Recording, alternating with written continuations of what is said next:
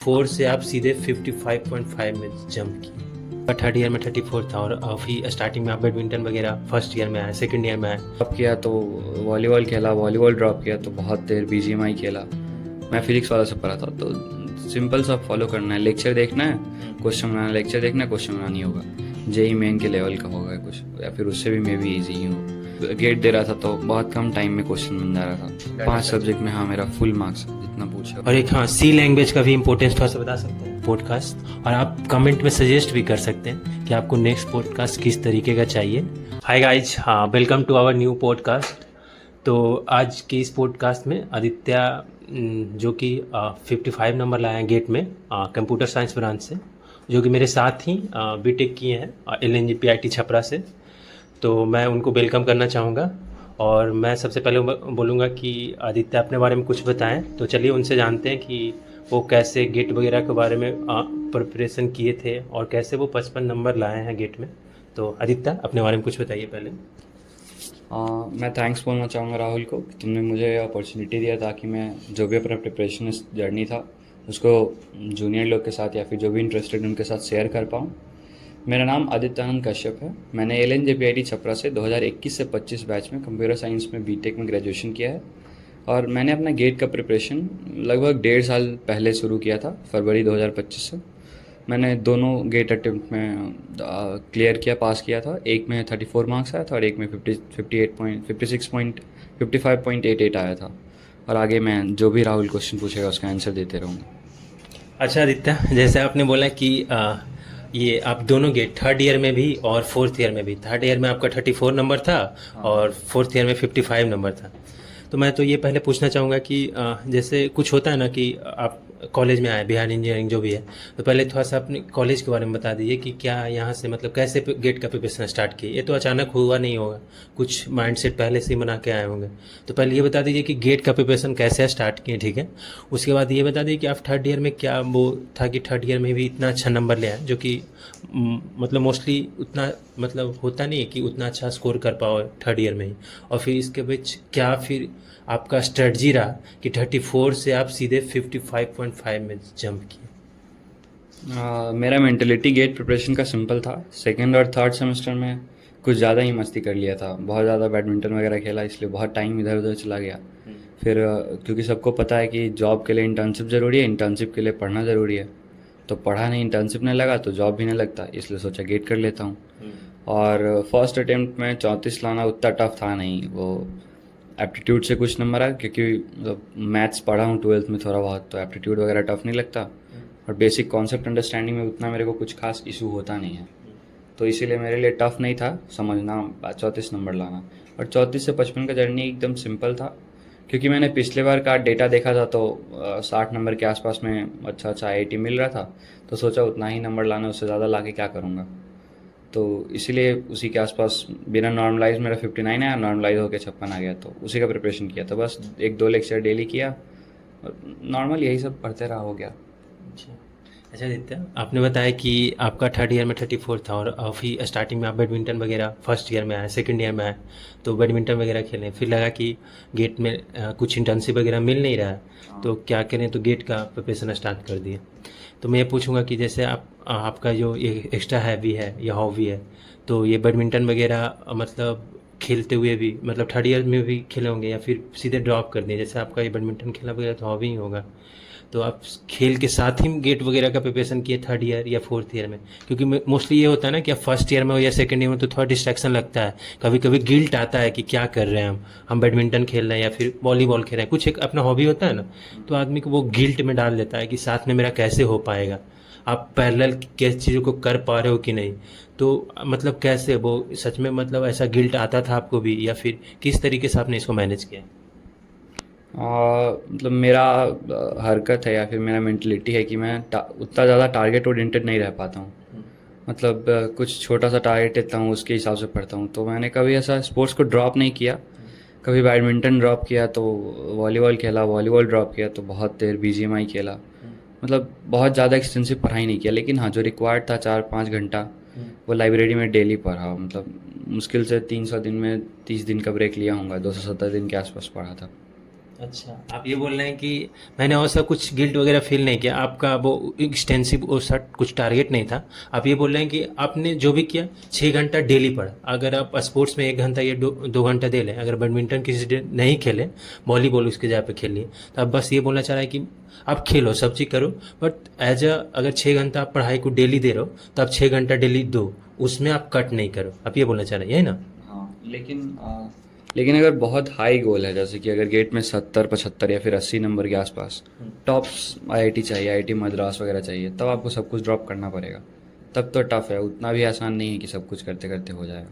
लेकिन अगर सिंपल मतलब आईआईटी पटना वगैरह चाहिए, एनआईटी मतलब नॉर्मल एनआईटी वगैरह सूरतकल वगैरह चाहिए, तो उतना ज़्यादा एफर्ट डालने का ज़रूरी नहीं है। बस मतलब कंडीशन है कि 12th में थोड़ा बहुत मैथ्स वगैरह अच्छा हो। अच्छा।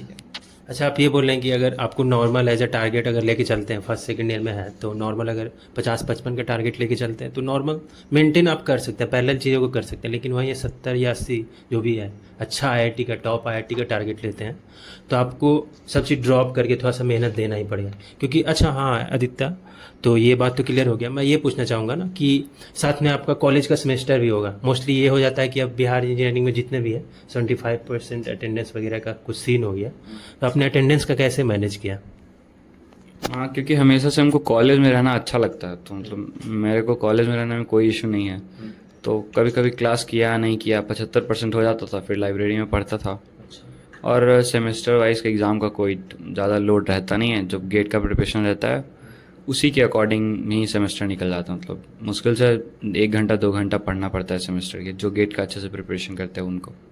अच्छा, आप ये बोल रहे हैं कि आपको अगर जैसे कॉलेज में जो भी 75% कॉलेज में आपको अच्छा लगा था रहे, उसके बाद ये बता रहे हैं कि आप अगर सेमेस्टर के लिए टेंशन नहीं लेना, अगर आप गेट के लिए प्रिपरेशन कर रहे हो, तो आपका सेमेस्टर ऐसे ही कवर हो जाएगा। और एक ये बात आपका, ये बात मेरे को अच्छा लगा कि आप जो कॉलेज का जो भी लाइब्रेरी का फंक्शन है जो भी है, यहाँ पे शायद डे में ही ओपन रहता था, मेरे को भी मालूम है, 9 से लेके शायद 3 या 4 बजे तक। तो आपने ये बोला है कि अगर आपका डे में है तो लाइब्रेरी आप डेली चल जाया करो, इससे आप एक लेवल का पढ़ाई हो जाता है, वो स्टक नहीं हो पाता। अगर लाइब्रेरी में आप सब बच्चे पढ़ रहे हैं, तो आप भी उस केसेस में अगर कुछ चाहो, 1 लेक्चर या 2 लेक्चर टारगेट किए तो वो कर लोगे। अच्छा दित्या, मैं ये बताऊंगा कि जैसे ठीक है, ये सब बात तो हो गया कि चीज़ों को कैसे मैनेज करें। मैं ये पूछ रहा हूँ कि गेट में बहुत सारा जैसे पार्ट होता है, 2 पार्ट होता है, एप्टीट्यूड पार्ट होता है और ये कोर पेपर होता है। तो आपने इसको कैसे टैकल किया, कैसे टारगेट किया? जैसे एप्टीट्यूड में मोस्टली कुछ कुछ पार्ट होता है कि आपने कुछ छोड़े भी होंगे, जैसे कोर में अगर सी ओ है कुछ को टफ माना जाता है, सी एन टफ माना जाता है, तो आप क्या क्या स्ट्रेटजी है, पहले आप कोर पेपर का स्ट्रेटजी बताइए, उसके बाद अपना एप्टीट्यूड का की स्ट्रेटजी बताइए आप कैसे किए, और फिर उसके बाद बताइए कि आप कौन से ऑनलाइन प्लेटफॉर्म या फिर यूट्यूब वगैरह आपको हेल्प किया। तो पहले आप कोर पेपर और ये कोर पेपर और एप्टीट्यूड के बारे में थोड़ा सा स्ट्रेटजी बता दिए आप कैसे किए। तो कोर पेपर में मैंने digital electronics, computer network, computer organisation और आर्किटेक्चर, ये तीनों नहीं पढ़ा था। अच्छा। और पढ़ा इसलिए नहीं था क्योंकि मतलब स्टार्टिंग में लगता था कि मतलब क्यों ही लाएं 70 नंबर, लेकिन अब गिल्ट होता है, ले आना चाहिए था, पढ़ लेना चाहिए था। और कोर पेपर में कुछ नहीं, मतलब मैं फिजिक्स वाला से पढ़ा था, तो सिंपल सा फॉलो करना है, लेक्चर देखना है, क्वेश्चन बनाना, लेक्चर देखना है, क्वेश्चन बनाना, और कुछ उसमें कुछ भी रॉकेट साइंस नहीं है, एकदम सिंपल सा काम है। और इतना तो श्योर रहना है कि मतलब जेई एडवांस से तो आसानी होगा, जेई मेन के लेवल का होगा कुछ, या फिर उससे भी मे बी ईजी ही हो। और एप्टीट्यूड अभी जब आप पूरा गेट का प्रिपरेशन कर लीजिएगा तब आपका एप्टीट्यूड अच्छा होगा।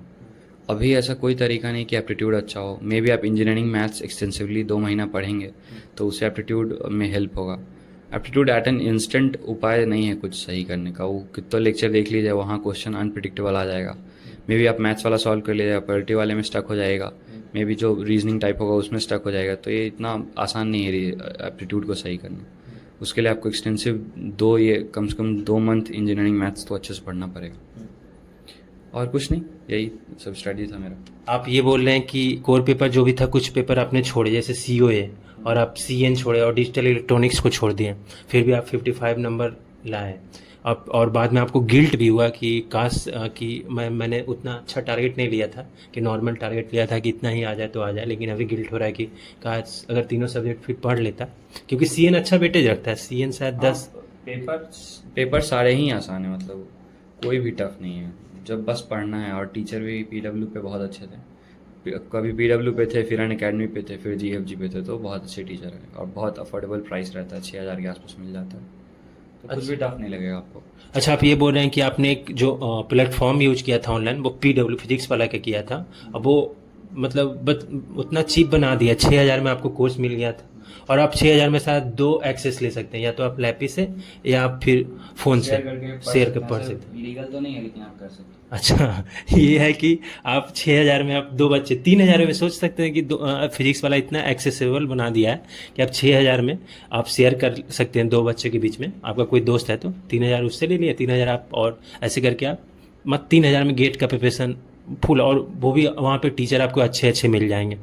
और ये जैसे बताएं कि कुछ पेपर छोड़ दिए थे, COA, CA और D, तो ये सब का मोस्टली वेटेज रहता है। मोस्टली अगर 10 या 11 है शायद टॉपिक। टोटल लगभग मैंने 30 नंबर के आसपास छोड़ दिया था, तो वेटेज है, अगर आपके पास टाइम है तो पढ़ना चाहिए, ऐसे फालतू काम नहीं करना है।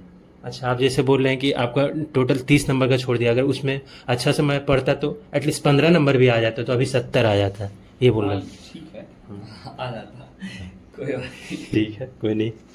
तो मैं नाउ ये पूछना चाहूँगा कि ठीक है, आपने बता दिया कि कुछ कुछ पार्ट छोड़ दिया था जो कि छोड़ना नहीं चाहिए, अगर आप फिर से कर रहे थे।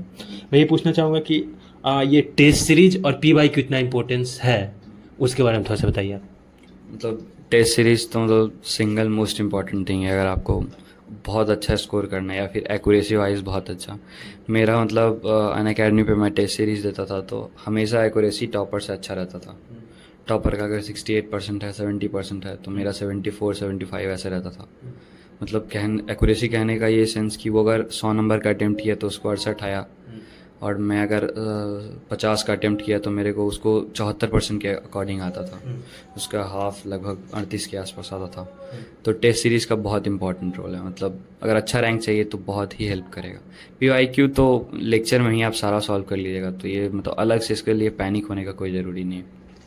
अच्छा, आप ये बोले कि टेस्ट सीरीज है, जो टेस्ट सीरीज बहुत इंपॉर्टेंट है, जो कि आप अनअकैडमी का लिए थे शायद। हाँ, अनअकैडमी का मेरे पास टेस्ट सीरीज था।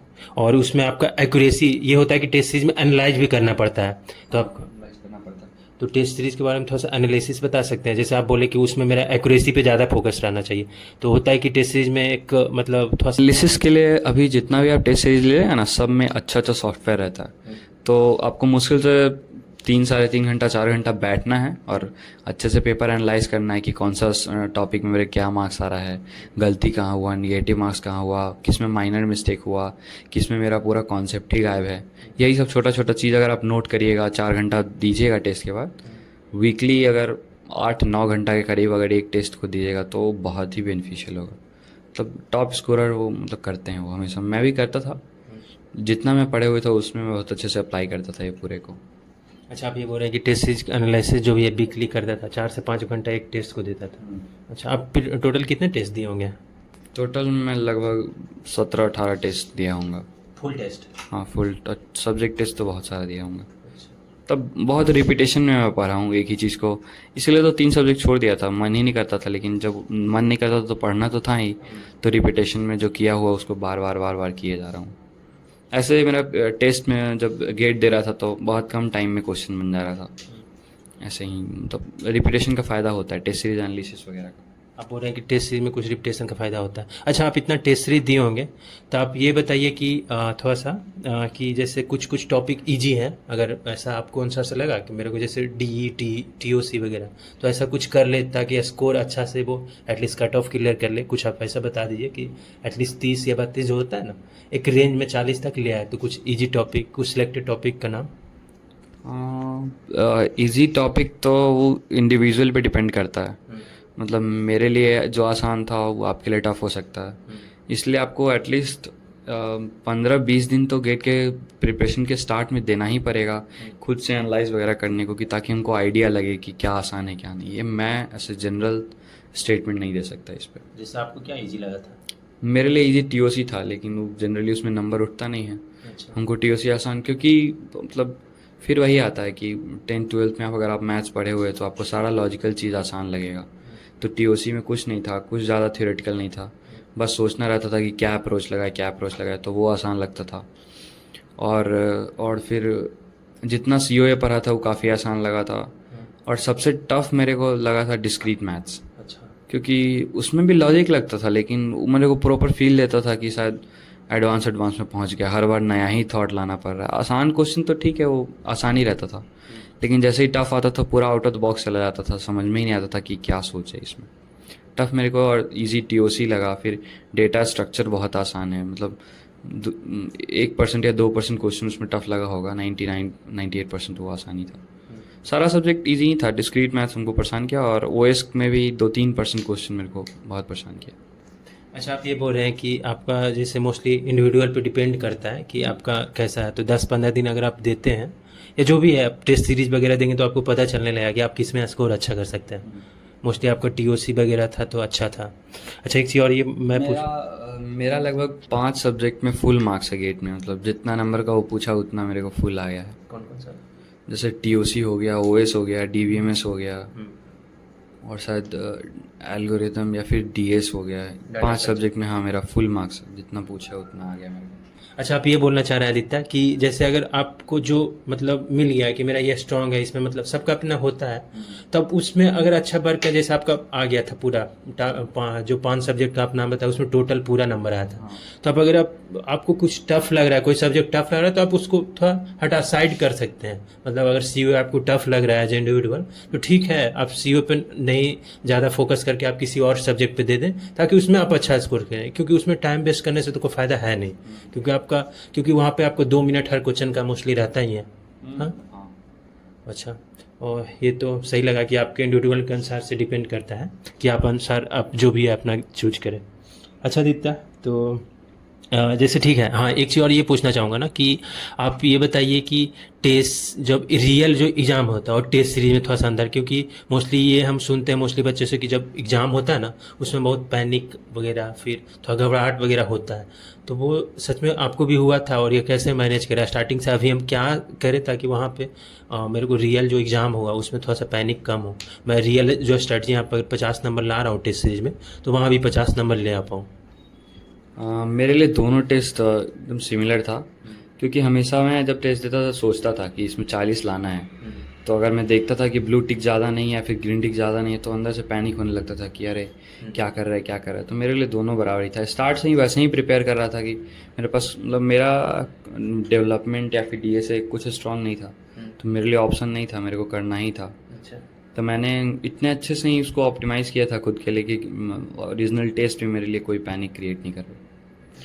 वो डीएसए नहीं था और ये डेवलपमेंट नहीं है, तो भागते भूत की लंगोटी वाली कि आप मेरे को यही है, अब कुछ करना नहीं है, मेरे को यही है, जान जो भी है जी जान इसी में लगा देना है। तो आप जो भी था इस पर फोकस किए और टेस्ट सीरीज में इतना आ रहा था वहाँ पे आप नॉर्मल थे, पैनिक नहीं किए। मोस्टली बच्चों के साथ ऐसा होता है। तो अच्छा लगा दिखता है जो भी स्ट्रेटजी वगैरह आप बताएं कि आप अगर कोई सब्जेक्ट है किसी चीज़ के लिए टफ लग रहा है तो आपके लिए इंडिविजुअल के लिए आप टफ नहीं होगा। आपको अच्छा लगा 2-4 स्ट्रेटजी कि आप हर सब्जेक्ट पे अगर आपको कोई सब्जेक्ट टफ लग रहा है, सीओ टफ लग रहा है, तो अब ज़रूरी है कि उस पर टाइम नहीं ज़्यादा दे के किसी और सब्जेक्ट पे दे दें ताकि आपका नंबर स्कोर बढ़ सके। और एप्टीट्यूड में आपका ये था कि आप एप्टीट्यूड बोले थे अनप्रिडिक्टेबल है जो भी है ना, वो मतलब सोली डिपेंड करता है इंडिविजुअल कितना मेहनत किया है। अच्छा। अभी अगर वो गेट के लिए मेहनत करेगा तो आगे के लिए एप्टीट्यूड अच्छा हो जाएगा, लेकिन अभी के लिए एप्टीट्यूड अच्छे होने के लिए उसको इंजीनियरिंग मैथ्स वगैरह पढ़ना पड़ेगा। अच्छा, तो आप बेसिक बोल रहे हैं कि जो फर्स्ट ईयर में शायद सिलेबस मोस्टली गलत था इंजीनियरिंग मैथमेटिक्स। हाँ, तो वो उसको अगर आप फर्स्ट ईयर में तो अच्छे से ध्यान दें। और एक हाँ सी लैंग्वेज का भी इम्पोर्टेंस थोड़ा सा बता सकते हैं? सी मेरे लिए बहुत इंपॉर्टेंट था। सी लैंग्वेज मेरे लिए बहुत इंपॉर्टेंट था क्योंकि पूरा मेरा मतलब एक्साइटमेंट कंप्यूटर साइंस को लेके सी लैंग्वेज से ही शुरू हुआ था, तो मेरे लिए बहुत इंपॉर्टेंट है। और मतलब पूरा मतलब आर्किटेक्चर वगैरह समझने के लिए कि ऐसा क्यों कर रहे हैं, ओएस क्यों पढ़ रहे हैं, डीवीएमएस क्यों पढ़ रहे हैं, मतलब आखिर कर ही क्यों रहे हैं ये पूरा कुछ, उसके लिए सी स्टार्ट करना बहुत अच्छे से बहुत ज़रूरी, बहुत अच्छे टीचर होना उसमें बहुत ज़रूरी है। अच्छा, आप ये बोले कि जैसे आपका ये फर्स्ट ईयर में इंजीनियरिंग मैथमेटिक्स रहता है और सी लैंग्वेज रहता है, तो इस पे अच्छे से एकदम ध्यान दें जो भी है अगर फर्स्ट ईयर में है तो। बाकी मोस्टली मेरा क्वेश्चन तो ख़त्म ही हो गया आदित्य, तो और कुछ थैंक यू ये पॉडकास्ट में आने के लिए। और मैं ऐसे ही आपको पॉडकास्ट में जो भी अगर नेक्स्ट पॉडकास्ट ऐसा कुछ होगा तो, और अगर कुछ बोलना चाहे तो बोल सकते हैं। कुछ नहीं, हम लोग गेट का प्रिपरेशन इसलिए ही करते हैं ना क्योंकि जनरली हम लोग के कॉलेज में प्लेसमेंट वगैरह होती नहीं है, तो आप लोग भी गेट का प्रिपरेशन तभी करिए जब प्लेसमेंट नहीं होती है। प्लेसमेंट हो रही है तो ट्राई करिए ले लेने का, ऐसा ज़रूरी नहीं है एमटेक करना, और बिना मन का तो एकदम नहीं, जॉब के लिए तो एकदम। आप ये बोल रहे हैं कि अगर आपको अगर मैं कॉलेज वगैरह में प्लेसमेंट हो रही है तो प्लेसमेंट ले लें 7 ईयर पे। यहाँ पे कॉलेज में आपको थोड़ा प्लेसमेंट का गंदा सीन था, इसलिए आप गेट में लगे थे, है ना। तो आपका भी बात को मतलब अच्छा लगा ये भी बात सुन के। तो थैंक यू आदित्य, और मैं ऐसे ही पॉडकास्ट फिर आगे लाता रहूँगा, और अच्छे अच्छे पॉडकास्ट, और आप कमेंट में सजेस्ट भी कर सकते हैं कि आपको नेक्स्ट पॉडकास्ट किस तरीके का चाहिए, और मैं वो कोशिश करूँगा कि उस टाइप का पॉडकास्ट मैं ला पाऊँ। आइदर वो आपको गेट रिलेटेड हो, आइदर वो प्लेसमेंट रिलेटेड हो, या गवर्नमेंट जॉब रिलेटेड हो, तो मैं ट्राई करूँगा। और कुछ अगर ये इसमें पॉडकास्ट में आपको लग रहा है कि कुछ और ऐड होना चाहिए, या कुछ हम लोग से थोड़ा गलती हो जा रही है, तो वो भी आप कमेंट में सजेस्ट करेंगे।